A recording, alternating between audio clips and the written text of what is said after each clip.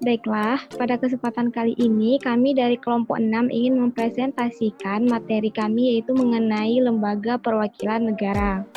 Adapun anggota dari kelompok 6 yaitu yang pertama terdiri dari Patricia, yang kedua Putri Ramadhani, dan yang ketiga saya sendiri Rahmi Husna.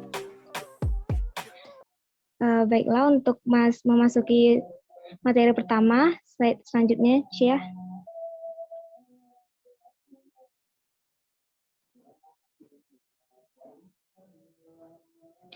Baiklah, di sini saya akan menjelaskan yang pertama yaitu mengenai lembaga perwakilan.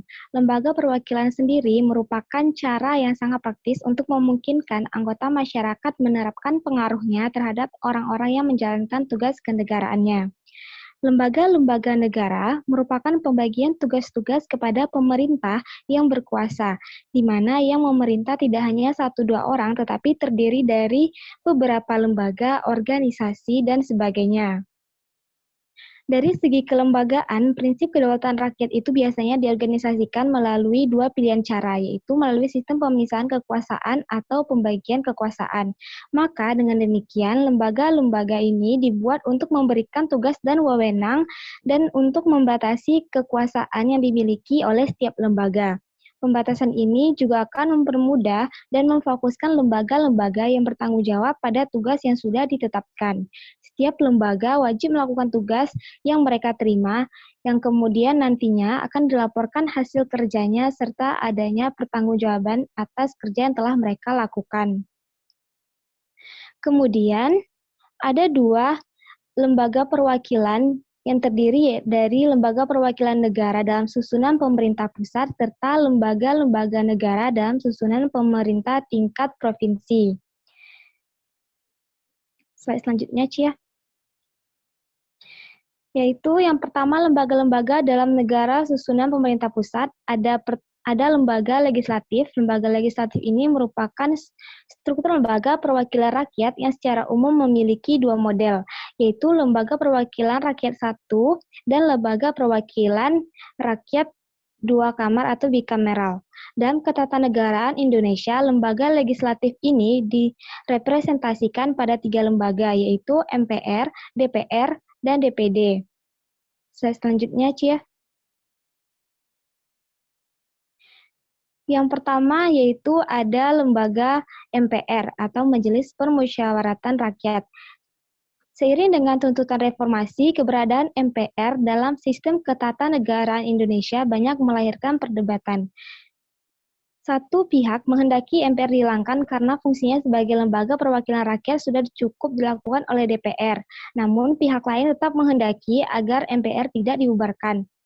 Dari ketiga lembaga legislatif tersebut, posisi MPR terkandung nilai-nilai historis yang cenderung dilihat secara tidak rasional, dalam arti jika kedudukannya sebagai suatu lembaga dihilangkan dapat dinilai menghilangkan satu pilar penting dalam sistem ketatanegaraan kita yang justru dianggap perlu untuk dilestarikan.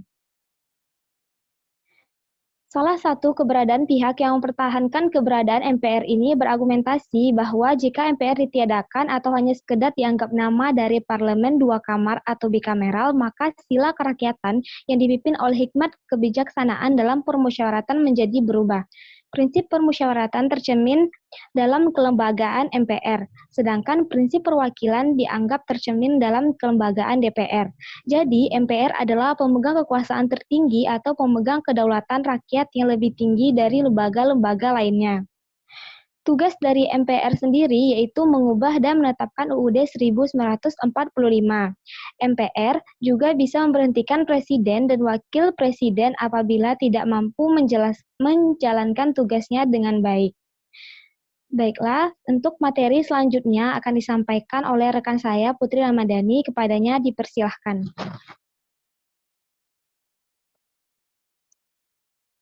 Baiklah, selanjutnya yang kedua, DPR atau DPD.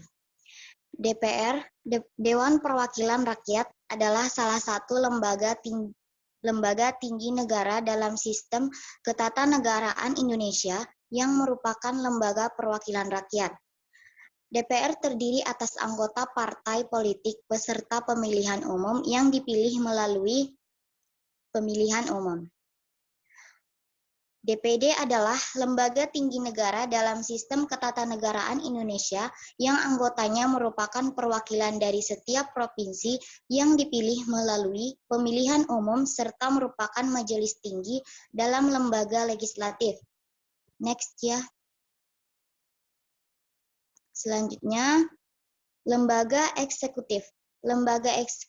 Lembaga eksekutif adalah lembaga yang diberi kekuasaan untuk melaksanakan undang-undang. Lembaga eksekutif adalah presiden dan wakil presiden dan beserta dengan menteri-menterinya yang turut membantunya dalam menjalankan tugasnya di sebuah negara. Next. Ya. Yang C, lembaga yudikatif.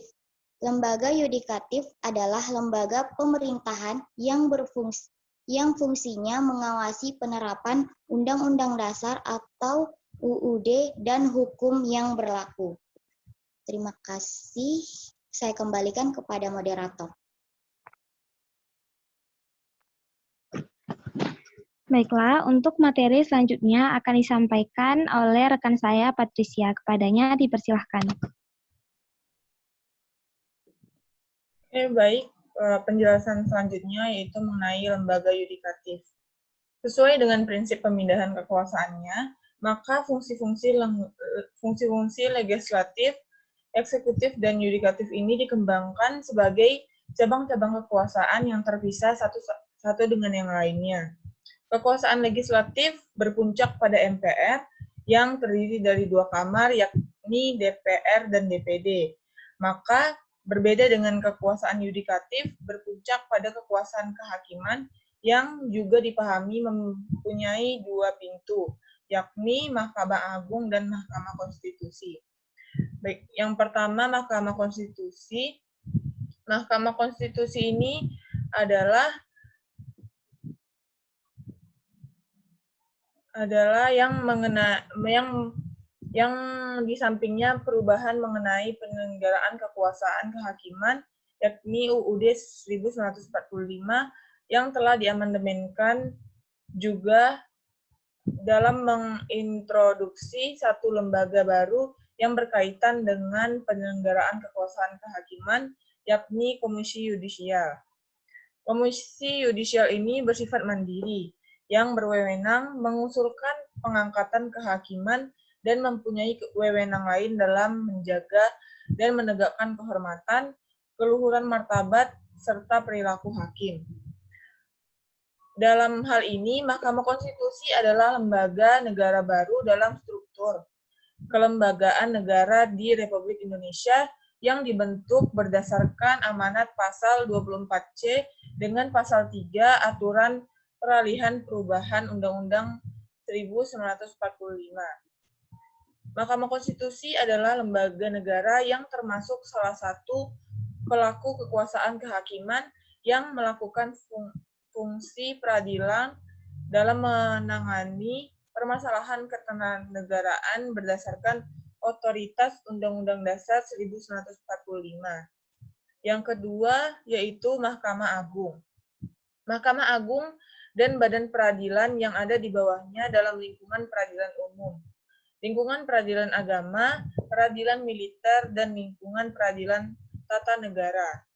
Menurut pasal 24A ayat 1, perubahan ketiga Undang-Undang Dasar 1945, Mahkamah Agung ini memiliki kewenangan untuk mengadili pada tingkat kasai, menguji peraturan perundang-undangan di bawah undang-undang terdapat yang terhadap undang-undang dan wewenang lainnya dalam memberikan undang-undang.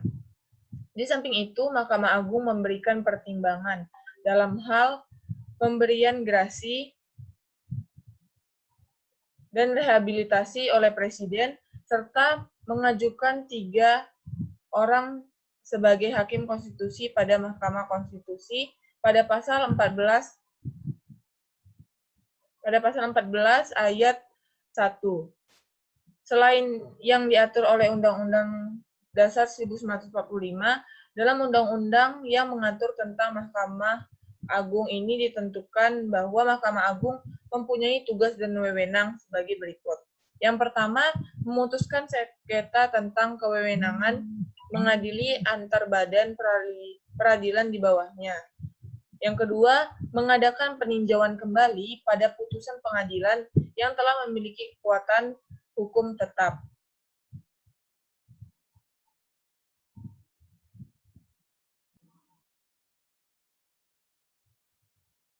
Baik, yang ketiga, yaitu melakukan pengawasan tertinggi terhadap penyelenggaraan peradilan di semua lingkungan peradilan di bawahnya. Yang terakhir, yaitu yang ketiga, Komisi Yudisial. Di Komisi Yudisial ini mempunyai kewenangan untuk mengusulkan pengangkatan hakim agung dan mempunyai kewenangan lain dalam rangka menjaga dan menegakkan kehormatan, keluhuran martabat, serta perilaku hakim. Komisi ini beranggotakan orang-orang yang harus mempunyai pengetahuan dan pengalaman di bidang hukum, serta memiliki integritas dan kepribadian yang tidak tercela, serta anggota-anggota Komisi Yudisial tersebut. Selanjutnya ada lembaga negara dalam susunan pemerintahan tingkat kota dan provinsi. Lembaga tingkat kota dan provinsi ini terdiri dari gubernur, bupati atau wali kota, serta lembaga tingkat kecamatan terdiri dari camat, dan lembaga desa terdiri dari lurah dan kepala desa. Yang pertama adalah gubernur. Pada peraturan pemerintahan tentang pelaksanaan tugas dan wewenang gubernur sebagai wakil pemerintah pusat terdapat pada pasal 1, yakni dalam pelaksanaan pembinaan dan pengawasan terhadap penyelenggaraan yang menjadi kewenangan daerah, kabupaten, atau kota, dan tugas pembantuan oleh daerah, kabupaten, atau kota, presiden dibantu oleh gubernur sebagai wakil pemerintah pusat. Yang kedua ada bupati. Bupati atau kepala daerah memiliki tugas dan wewenang di kepala daerah. Yang pertama, memimpin pelaksanaan urusan pemerintahan yang menjadi kewenangan daerah berdasarkan ketentuan peraturan perundang-undangan dan kebijakan yang ditetapkan bersama DPRD. Yang kedua, yaitu memelihara ketentraman dan ketertiban masyarakat. Yang ketiga, menyusun dan mengajukan rancangan perda tentang APBD, rancangan perda tentang perubahan APBD, dan rancangan perda pertanggungjawaban pelaksanaan APBD kepada DPRD untuk dibahas bersama. Pada tingkat kecamatan yaitu lurah. Lurah mempunyai tugas-tugas sebagai berikut. Yang pertama, pelaksanaan kegiatan pemerintahan kelurahan ini dilaksanakan oleh lurah dan staf-stafnya. Yang kedua, pemberdayaan masyarakat. Yang ketiga, pelayanan bagi masyarakat. Yang kedua, di tingkat kecamatan ada kepala desa. Yang pertama, tugasnya yaitu memimpin pelaksanaan atau penyelenggaraan pemerintahan desa. Yang kedua, mengangkat dan memberhentikan perangkat desa yang ada di daerah. Yang ketiga, memegang kekuasaan pengelolaan keuangan dan aset desa. Pencantuman tentang pemerintahan daerah ini terdapat di dalam perubahan Undang-Undang Dasar Negara Republik Indonesia tahun 1945 yang dilatar belakangi oleh kehendak untuk menampung semangat otonomi daerah dalam memperjuangkan kesejahteraan masyarakat daerah.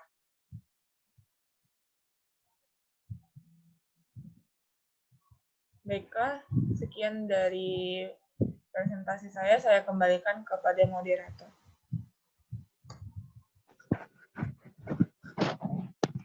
Baiklah, dengan berakhirnya presentasi dari rekan saya, Patricia tadi, maka berakhirlah presentasi kami pada hari ini. Lebih dan kurangnya kami mohon maaf. Wabillahi taufiq wal hidayah. Wassalamualaikum warahmatullahi wabarakatuh.